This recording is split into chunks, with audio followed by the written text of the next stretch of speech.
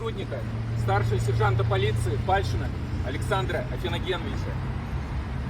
За почти вековую историю органов внутренних дел Республики Коми при исполнении служебных обязанностей погибло 90 сотрудников. Они отдали свои жизни, защищая правопорядок, безопасность и мирную жизнь граждан. 14 из них награждены орденами Мужества и Красного Знамени посмертно.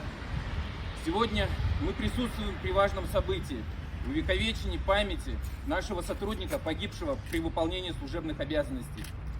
7 лет своей жизни Александр Пальшин отдал делу служения закону, делу сохранения спокойствия и безопасности своих земляков, находясь в прямом смысле слова на передовой борьбы с преступностью. В 2019 году Александр выезжал в служебную командировку в Северо-Кавказский регион, где показал достойный пример профессионального выполнения служебных обязанностей. Высокие деловые и личные качества, исключительную самоотдачу, компетентность, принципиальность и настойчивость в службе.